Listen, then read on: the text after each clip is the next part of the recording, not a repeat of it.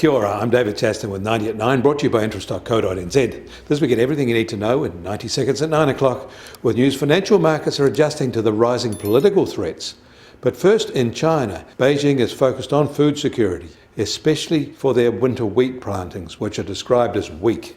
And the sluggish Chinese economy is pumping up household savings, and Chinese households are turning risk averse.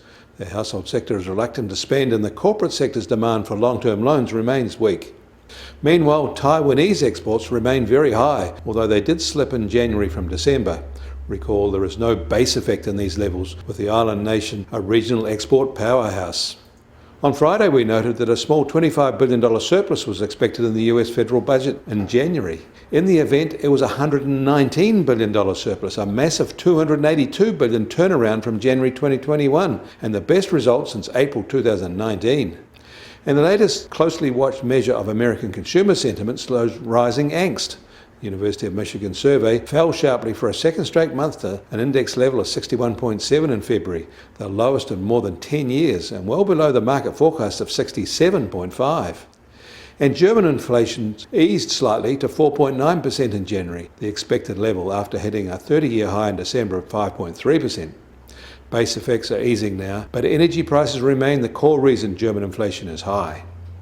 And the Russian central bank raised its policy rate sharply over the weekend by 100 basis points to 9.5%, in its highest in 5 years, in a bid to tame persistently high inflation, and as their currency was hit by the Ukraine crisis. They said more hikes are likely to be necessary.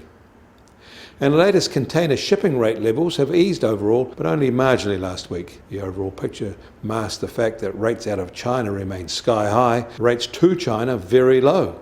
Bulk cargo rates have been on a downward track since October, but those rose marginally last week. And the US Treasury 10-year yield opens today at 1.92% and 12 basis points lower than this time on Saturday. At the end of Wall Street trade on Friday, markets retreated on fears that the Ukraine crisis was raising political risk. And the price of gold starts today at $1,859 an ounce, and up another $5 from this time on Saturday, and up more than $50 in a week, and a 12-week high. And oil prices are up $1.50 at just over $92 a barrel in the US, while international Brent price is just on $94 a barrel. These prices have motivated a sharp rise in the number of US oil rigs being brought back into production.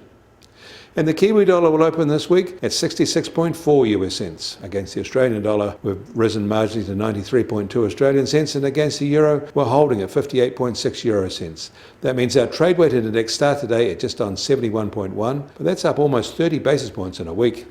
We welcome your feedback. Leave a comment below or on our website. Kia ora, I'm David Chaston. That was 90 at 9, brought to you by interest.co.nz.